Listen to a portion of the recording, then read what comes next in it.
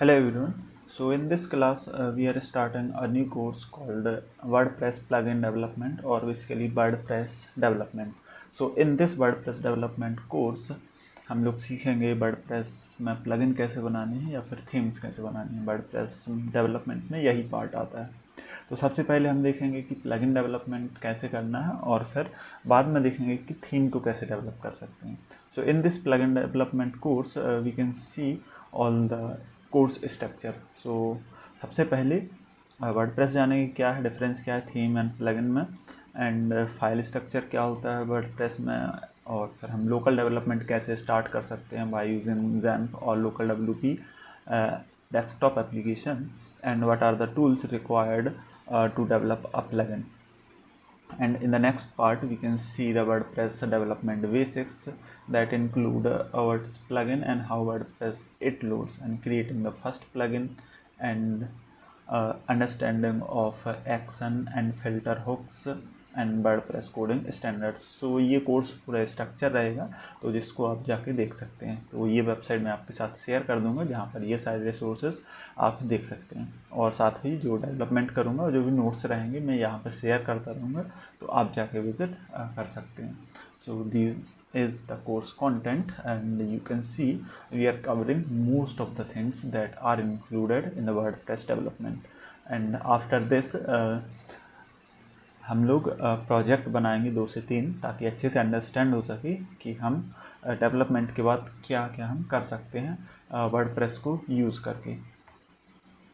और यहाँ पे बैकग्राउंड स्विचर का भी ऑप्शन है, सो जिससे हम बैकग्राउंड स्विच कर सकते हैं इस वेबसाइट का, तो ताकि रीडेबिलिटी बढ़ी रहे और जो भी आपको अपीयरेंस पसंद हो वो यूज़ कर सकते हैं।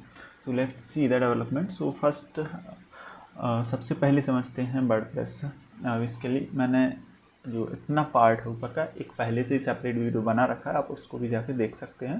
So let me explain quickly what is WordPress. So WordPress basically is a CMS open source content management system जिस पे हम अपनी ब्लॉग्स पब्लिश कर सकते हैं। तो सब शुरुआत में ये CMS के लिए बनाया गया था, बट अब बहुत सारी प्लगइन्स आ चुकी हैं, फंक्शनलिटीज़ आ चुकी हैं, एक्सटेंड इतना हो जाता है कि हम उसमें बहुत कुछ कर सकते हैं और बहुत सारी वेबसाइट्स, बहुत से प्रकार की वेबसाइट बना सकते हैं। तो वर्डप्रेस एक open source content management system है जिसको हम फ्रीली डाउनलोड एंड यूज़ कर सकते हैं।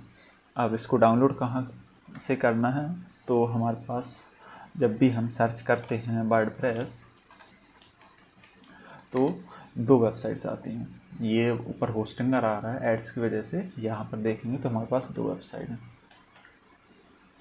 कौन सी 2 वेबसाइट्स हैं, एक wordpress.com, दूसरी ORG। तो हमें ORG से वर्डप्रेस डाउनलोड करना है, ना कि .com से। बेसिकली .com एक पेड सर्विस प्रोवाइड करने वाली होस्टिंग कंपनी है, इसके लिए वर्डप्रेस ही है, तो इस पर नहीं जाना है, हमें इस पर जाना है। तो इस यहाँ पे सारी plugins free and themes free रहती हैं, बट यहाँ पर पेड रहती हैं, तो हमें पेड वाले पे नहीं जाना है, फ्री वाले पे जाना है, और यहाँ पे लेटेस्ट वर्डप्रेस यहाँ से डाउनलोड कर लेना है। तो मैंने डाउनलोड पर लगा दिया है, तो ये डाउनलोड स्टार्ट हो जाएगा। सो इसके लिए ये 2 to 3 मिनट्स लेगा, डिपेंड ऑन योर इंटरनेट, ये डाउनलोड हो जाएगा। तो अब इसके अलावा और क्या होना चाहिए हमारे पास इंस्टॉल डेवलपमेंट करने के लिए, तो ये तो वर्डप्रेस हो गया, और इसके साथ में क्या यूज़ करने वाला हूँ, XAMPP and VS code editor. तो ये सभी रिक्वायर्ड रहेगा। तो मैं XAMPP भी बता देता हूँ कहाँ से डाउनलोड करना है। तो मैं जैसे XAMPP करूँगा और फर्स्ट वेबसाइट पे आ जाऊँगा, तो यहाँ से मुझे XAMPP डाउनलोड करना है। सो जो भी आपका ऑपरेटिंग सिस्टम हो अकॉर्डिंग टू दैट हमें ये डाउनलोड कर लेना है। सो आई एम यूजिंग विंडोज़, मैं इस पर क्लिक करूँगा और ये डाउनलोड स्टार्ट हो जाएगा। तो XAMPP पहले से इंस्टॉल है, मैं इसको इंस्टॉल नहीं करने वाला हूँ, और वर्डप्रेस मैंने आपके सामने डाउनलोड करके दिखा दिया है। सो आई थिंक इससे पहले मैंने और भी इसको डाउनलोड करके रखा था, तो मैं दिखा देता हूँ। सो जब भी अपन XAMPP इंस्टॉल करते हैं तो इसके इंस्टॉलेशन सी में XAMPP और इसके अंदर htdocs एक फ़ोल्डर होता है, वहाँ पे मिल जाती है। तो ये सारी वेबसाइट्स जो मैंने क्रिएट कर रखी हैं वो यहाँ पे आप देख सकते हैं। इसके बाद क्या करना है, जैसे ही वर्डप्रेस डाउनलोड होता है तो ये सारी बैकअप्स फाइल हैं जो मैं डेवलप करता हूँ, मैंने बैकअप करके रखी हुई हैं। तो यहाँ पे जैसे ही वर्डप्रेस डाउनलोड हो जाएगा, इसको क्या करना है, एक्सट्रैक्ट करना है। जैसे ये ज़िप है तो इसको एक्सट्रैक्ट करते हैं, तो हम कर सकते हैं, बट ये अभी दूसरी फाइल है। जैसे ये डाउनलोड होगी तो इस वाली फाइल को क्या करना है, एक्सट्रैक्ट करना है या फिर कॉपी करके यहाँ पे जैम्प में लाना है। जैम्प के अंदर htaccess फोल्डर है, यहाँ पे लाना है। तो यहाँ पे मैंने यहाँ पे एक वर्डप्रेस एक्सट्रैक्ट किया था, तो ये दिख जाएगा। तो इसके अंदर एक और वर्डप्रेस होगा फोल्डर, और यही बेसिकली पूरा कोड है वर्डप्रेस का। तो ऐसे हम लोग वर्डप्रेस डाउनलोड कर सकते हैं और इसका हमें कोड मिल जाएगा। तो मैं इसको कॉपी करके यहाँ पे htdocs में पेस्ट कर दूँगा। तो मैंने जैसे ही पेस्ट किया तो ये पेस्ट होना स्टार्ट हो जाएगा। तो वर्डप्रेस जो वर्जन है उसके अंदर एक वर्डप्रेस मिलेगा, तो वो एक रियल एप्लीकेशन है ये। तो मैं इसको कुछ नाम दे देता हूँ इस फोल्डर को। तो इस फोल्डर का मैं सपोज YTWP डेव रख देता हूँ। सो यूट्यूब वर्डप्रेस डेवलपमेंट, तो ये मैंने रख दिया। अब VS कोड इंस्टॉलेशन देख लेना कहीं से, सरल है। हर एक एप्लीकेशन जैसे ही डाउनलोड करते हैं वैसे ही नॉर्मल करना है। तो मैंने एक नया टैब इसी का विंडो ओपन किया है और इसको इसमें ड्रैग कर दिया। तो ये फोल्डर जो वर्डप्रेस का फोल्डर है वो VS कोड में ओपन हो जाएगा। तो ये तो बात थी VS कोड एडिटर को डाउनलोड करने की, इसमें इंस्टॉल करने की, और जो वर्डप्रेस का इंस्टॉलेशन है वो करने की। तो इंस्टॉलेशन अभी तो मैंने जैम्प बताया नहीं है। तो जैम्प बेसिकली सिंपल इंस्टॉलेशन रहती है, तो उसको इंस्टॉल करने के बाद ये सब कुछ करना है। तो मैं ऑर्डर एक बार दिखा देता हूँ क्या क्या करना है। सो ये रहा मेरा VS कोड। तो सबसे पहले क्या करना है, वर्डप्रेस डाउनलोड करना है, सेकंड जैम्प डाउनलोड करना है, and third VS code download करना है। तो ये 3 पार्ट हमें डाउनलोड करना है। तो जैसे ये डाउनलोड हो जाएगा फिर इसका जैम्प इंस्टॉल करना है, और जैम्प इंस्टॉल करने के बाद C डायरेक्टरी में जाना है। कहाँ पे, C डायरेक्टरी और जैम्प के अंदर htdocs फोल्डर, और इसके अंदर हमने वर्डप्रेस रखा। तो इस वर्डप्रेस को नाम देना है क्या, YTWP। तो ये मैंने नाम रख लिया। तो ये मेरी एक वेबसाइट का नाम हो जाएगा। अब इसके बाद क्या करना है, यहाँ पे जैम्प कंट्रोल पैनल सर्च करना है और जो एप्लीकेशन आएगा इसको ओपन कर लेना। तो ये है कंट्रोल पैनल। अब यहाँ पर देखो मैं स्टार्ट करता हूँ अपाची एंड MySQL। तो ये सही से रन नहीं करता है मेरा MySQL, तो कुछ प्रॉब्लम होती है। इसका सोल्यूशन आपको इंटरनेट पर कहीं ना कहीं मिल जाएगा। यदि आपको कोई प्रॉब्लम आ रही है तो सर्च कर सकते हैं। तो मुझे प्रॉब्लम आ रही है, तो ये बार बार क्रैश होता रहता है, इसका MySQL बिगड़ जाता है। तो मैंने MySQL सर्वर इंस्टॉल करके रखा है सिस्टम में, तो मैं उससे कनेक्ट करूँगा। तो कंट्रोल पैनल में अपाची वेब सर्वर यूज़ करूँगा, और MySQL की जगह MySQL मैंने जो एप्लीकेशन इंस्टॉल कर रखा है MySQL सर्वर, मैं वो यूज़ करने वाला हूँ। तो देखो सर्वर तो स्टार्ट हो चुका है। तो यहाँ पे लिखना है लोकल होस्ट, और लोकल होस्ट कितना 80, लोकल होस्ट 80, और यहाँ पर YTWP डेव। तो ऐसे में आपका ओपन हो जाएगा, मेरा नहीं होगा, क्योंकि मैंने जो अपाची वेब सर्वर है इसकी पोर्ट 18 की जगह 81 कर रखी है। सो मैं यहाँ पर 81 कर दूँगा और /YTWP डेव सर्च करूँगा। तो जैसे ही सर्च होगा तो ये लोकल होस्ट में चल रहा है, तो कुछ प्रोसेस होगा और फिर वर्डप्रेस का इंस्टॉलेशन पेज आ जाएगा। तो मैं थोड़ा वेट कर रहा हूँ उस पेज के आने का। सो लेट्स सी क्या आता है। और इसके पहले मैं यहाँ पर फोल्डर स्ट्रक्चर दिखा दूँ, तो यहाँ पर बहुत कुछ दिख रहा होगा जो आपके कंप्यूटर में नहीं दिखेगा। तो यहाँ पे मैंने वेबसाइट्स क्रिएट कर रखी हैं, ये वह है। तो अब जैसे मैंने ये है URL, और इसके पहले मान लो मुझे डैशबोर्ड पे देखना है कि डैशबोर्ड पे क्या है। सो यहाँ पे लिखना है क्या, डैशबोर्ड। तो डैशबोर्ड वर्डप्रेस का बाय डिफ़ॉल्ट होस्टेड आता है। तो यहाँ पे डैशबोर्ड में जो कुछ होगा वो हम यहाँ पे देख पाएंगे। अब ये जो जैम्प कंट्रोल पैनल है, यहाँ पे MySQL चल रहा होता है, तो हम यहाँ पे इस PHP MyAdmin पे क्लिक करते तो मैं अपनी PHP MyAdmin को एक्सेस कर पाता। बट मैं ये MySQL यूज़ ही नहीं कर रहा हूँ, तो ये नहीं चलेगा। तो मैं इसको कट कर देता हूँ और हमारा वर्डप्रेस का पेज आ चुका है। तो मैं इसको कंटिन्यू करता हूँ इंग्लिश के साथ। और यहाँ पर welcome to WordPress before getting started, तो हमें ये सब कुछ देना पड़ेगा। तो यहाँ पे आप सबसे पहले डेटाबेस का नाम देना है। तो डेटाबेस का नाम देना, तो डेटाबेस पहले से क्रिएटेड होना चाहिए।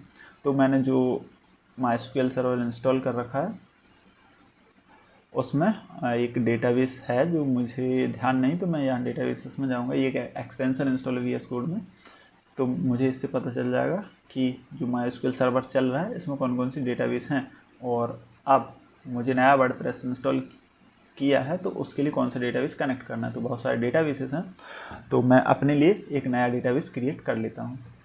और आपके केस में क्या होगा, XAMPP चल रहा होगा, तो XAMPP के साथ ये MySQL भी चल रहा होगा।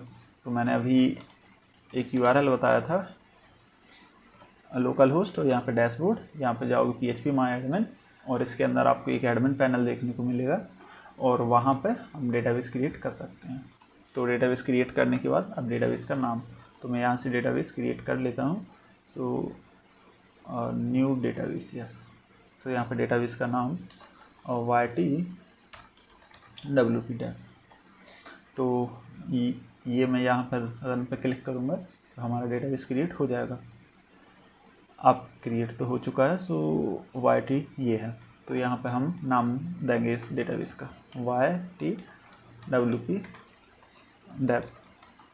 अब इसका यूज़र नेम क्या होगा, तो user name root and password admin, ये मेरा था, मुझे पता था, आपको पता नहीं होगा। और नया XAMPP इंस्टॉल किया है तो कुछ नहीं, रूट देना, पासवर्ड में कुछ भी नहीं एंटर करना है, तो कनेक्ट हो जाएगा। और वर्डप्रेस की टेबल का प्रीफिक्स क्या रखना है, तो जब भी वर्डप्रेस का इंस्टॉलेशन होता है तो बहुत सारी टेबल्स क्रिएट होती हैं, तो उस टेबल में से सबसे पहले क्या लिखा रहेगा वो वर्डप्रेस टेबल प्रीफिक्स रहता है। तो मैं अभी के लिए WP ही रखता हूँ, तो जो सारी टेबल्स होंगी वो WP से शुरू होंगी। तो मैं जैसे ही सबमिट करूँगा, इन्फॉर्मेशन यदि करेक्ट होगी तो इंस्टॉलेशन कंप्लीट हो जाएगा। और इसके बाद जो इन्फॉर्मेशन है वर्डप्रेस की वो सेव हो जाएगी। So all right, you have it through a part of installation, now communication with database. तो डेटाबेस कनेक्ट हो चुका है, इन सब कुछ कनेक्शन बन चुका है। अब इसके बाद मैं रन इंस्टॉलेशन करूँगा। अब देखो, सबसे पहले डेटाबेस का कनेक्शन हो गया, अब वर्डप्रेस का इंस्टॉलेशन होगा।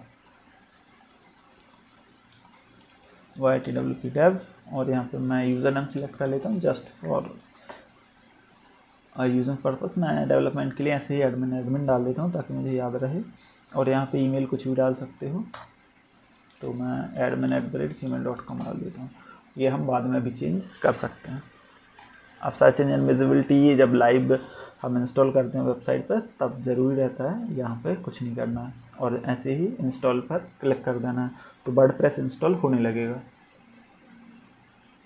It takes some time, after that we can use it.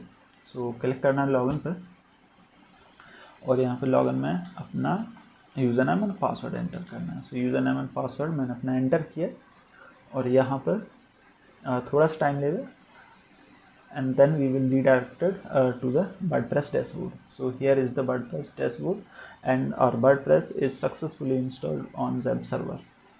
अब व्यू देखने के लिए click on WP dev on this place. So ये हमारा व्यू है।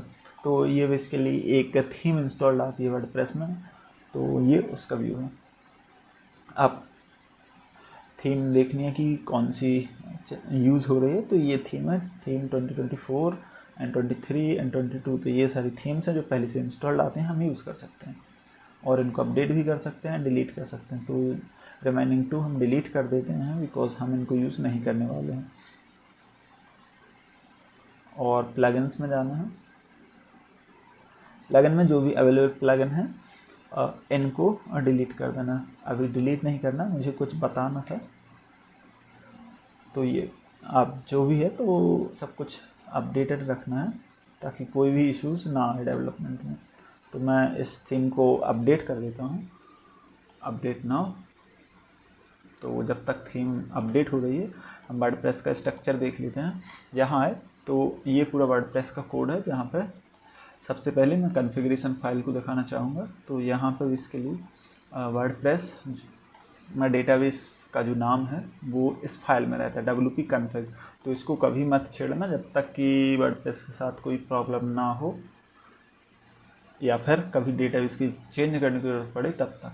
तो यहाँ पर हम वेरीफाई कर सकते हैं कि वर्डप्रेस किस डेटाबेस से कनेक्टेड है। तो wp config में जाना है। ये क्या है, वर्डप्रेस का रूट कहलाता है ये।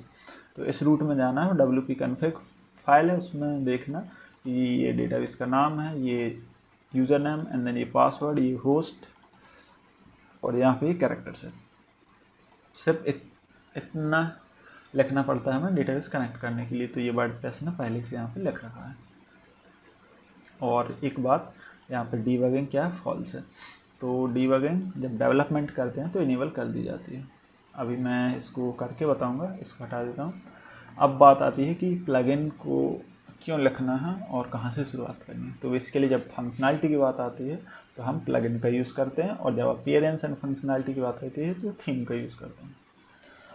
सो लेट्स सी अब प्लगइन कहाँ पर मिलेगी। तो जब भी हम थीम एंड प्लगइन इंस्टॉल करते हैं तो देखो, जब भी मैंने कोई थीम प्लगइन इंस्टॉल की या कुछ अपलोड किया तो ये सब कुछ कहाँ जाता है, अपलोड का अपलोड्स में जाएगा, प्लगइन्स का प्लगइन फोल्डर में जाएगा एंड थीम्स का थीम में। और यहाँ पे अपलोड भी डिलीट कर सकते हैं फोल्डर, थीम प्लगइन ये फोल्डर डिलीट हो सकते हैं एंड इससे वर्डप्रेस को कोई दिक्कत नहीं है। दिक्कत क्या है कि उसका कोर ना खराब हो। कोर वर्डप्रेस कहाँ है, ये wp एडमिन, wp इंक्लूड्स और ये सब कुछ, ये जो है कोर वर्डप्रेस है। wp कंटेंट आती जाती रहती है, मॉडिफाई होती रहती है। तो मैं प्लगइन्स में जाऊँगा और थीम्स मैंने जैसे क्लिक किया तो मैं थीम को देख पाऊँगा कौन सी थीम इंस्टॉल है। तो ये 2024 इंस्टॉल है। और यहाँ पे अब मुझे अपनी नई फाइल क्रिएट करना है, नई प्लगइन क्रिएट करना है। तो मैं यहाँ पे नया फोल्डर बनाऊँगा, ytwp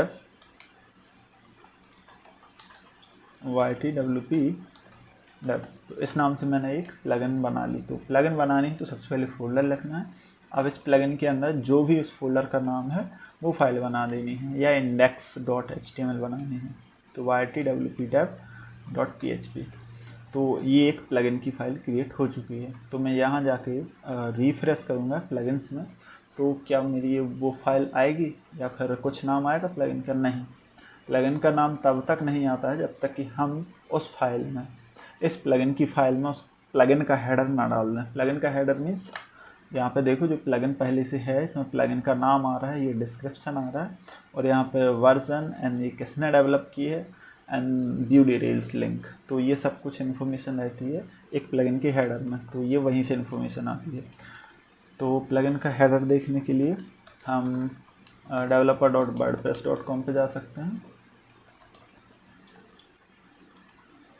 और ऐसे हम प्लगइन लिखेंगे। तो ये प्लगइन बेसिक्स में मैं क्लिक करूँगा तो यहाँ पे एक लिंक ओपन होगी और यहाँ पे हमें सब कुछ पता चल जाएगा प्लगइन के बारे में। तो कैसे प्लगइन बनाना है और कैसे यहाँ पे गाइडलाइन को फॉलो करना है।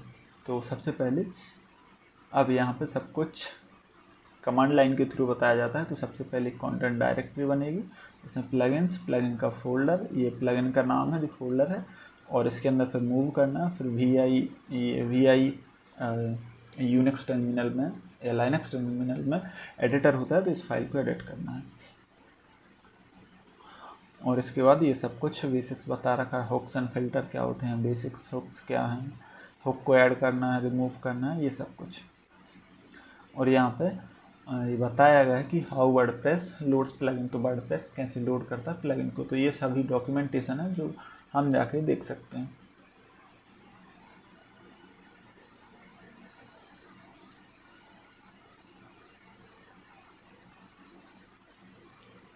आप सबसे पहले वर्डप्रेस प्लगइन का हेडर देखना, तो वर्डप्रेस वालों ने ही दिया होगा कि वर्डप्रेस का हेडर कैसे रखना है। सो वर्डप्रेस बेसिक्स में ही यहाँ पर एक सेक्शन मिलेगा हेडर रिक्वायरमेंट। तो हेडर रिक्वायरमेंट में मिनिमम फील्ड क्या रखनी है अपन को, प्लगइन का नाम। तो इसको मैं कॉपी करता हूँ, यहाँ जाकर पेस्ट कर देता हूँ। तो प्लगइन का नाम हमारा क्या था, ytwp।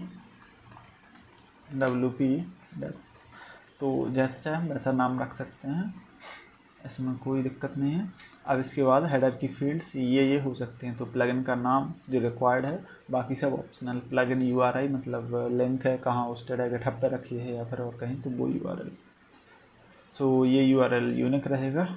अब इसके बाद प्लगइन का डिस्क्रिप्शन, वर्जन और रिक्वायरमेंट एंड PHP का कौन सा वर्जन रिक्वायर्ड है इस प्लगइन के लिए, ऑथर कौन है, ऑथर का गिटहब क्या है, या ऑथर की जो वर्डप्रेस ORG पे प्रोफाइल है यहाँ पे वो, तो हम वेबसाइट दे सकते हैं, गिटहब का URL दे सकते हैं, हम अपनी वेबसाइट का दे सकते हैं, और एक वर्डप्रेस पर एक डेवलपर प्रोफाइल होती है, हम वो URL दे सकते हैं। अब इसके साथ कौन सा लाइसेंस अटैच है प्लगइन के साथ, लाइसेंस का URL, टेक्स्ट डोमेन जो कि हेल्प करता है ट्रांसलेशन में जब हम मल्टी लैंग्वेज प्लगइन बनाते हैं, एंड डोमेन पाथ, यहाँ पे सारी लैंग्वेजेस होती हैं जो डिफाइंड रहती हैं। तो ये सब कुछ हमें देना पड़ता है। अब रिक्वायर्ड प्लगइन्स में सपोज हमारी plugin depends on other plugin, तो हमें वो प्लगइन बतानी पड़ेगी कि कौन कौन सी प्लगइन पर करंट प्लगइन हमारी डिपेंड है। तो ये एक बेसिक हेडर हो गया किसका, प्लगइन का। तो सबसे मिनिमल हेडर यही है। अब चलो देखते हैं कि आया है कि नहीं प्लगइन। सो यहाँ पर प्लगइन आ चुका है और मैं एक्टिवेट पर क्लिक करूँगा तो ये प्लगइन एक्टिवेट हो जाएगी। तो मैं प्लगइन का वर्जन दे देता हूँ, प्लगइन वर्जन, और यहाँ पर 1.0.0.1। आफ्टर दैट ऑथर,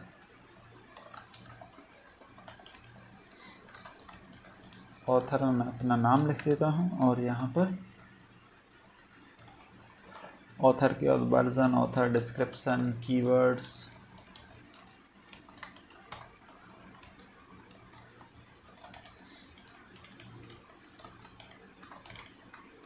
तो ये सब कुछ यहाँ पे हम दे सकते हैं। तो ये हमारी एक प्लगइन क्रिएट हो चुकी है।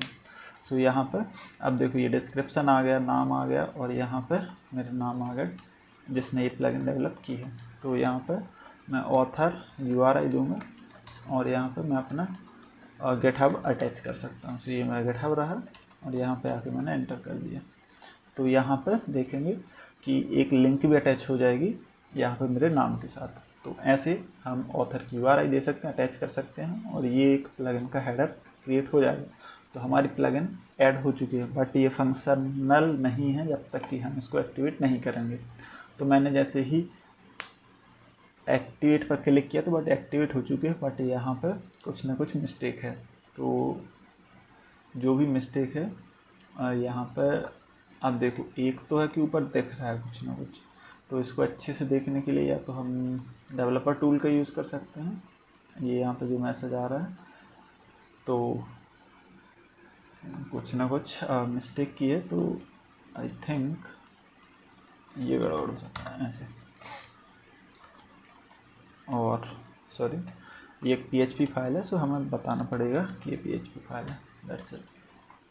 यहाँ पर मैं आके रिफ्रेश करूँगा तो ये वार्निंग जो आ रही थी, सॉरी कमेंट आ रहा था, वो हट जाएगा। तो मैं इसको एक्टिवेट कर देता हूँ, तो ये प्लगइन सक्सेसफुली इंस्टॉल हो जाएगी। अब यहाँ पे जो एरर्स आ रही थी, जो भी आ रहा था डार्क टेक्स्ट आ रहा था, बट कभी एरर्स आए तो उसको देखना है। तो इसके लिए वर्डप्रेस में एक स्पेसिफिक वे है देखने का। तो डीबगिंग को क्या करना पड़ता है, इनेबल। तो इसको क्या कर देना, ट्रू। तो डीबगिंग इनेबल हो जाएगी, और इसको अब डिस्प्ले भी करना है किसी फाइल में, तो डिस्प्ले ट्रू कर देना। तो यहाँ पर WP कंटेंट में एक और फाइल बन जाएगी debug.log नाम से। तो मैं उसको यूज़ करके दिखा देता हूँ। सो एरर लॉग, जैसे मैं एरर लॉग लिखूँगा तो ये एरर लॉग क्या करता है, लॉग करता है debug.log फाइल में। So my plugin is working.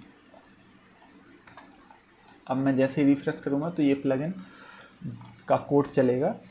तो ये क्या कर रहा है, लॉग कर रहा है। तो ये लॉग कहाँ करेगा, WP कंटेंट में, और यहाँ पे एक debug.log नाम से फाइल बन जानी थी, एंड अभी वो क्रिएट नहीं हुई है। सो मैं इसको इनेबल या डिसेबल करके देखता हूँ। देखता हूँ क्या प्रॉब्लम हो सकती है। So let's see.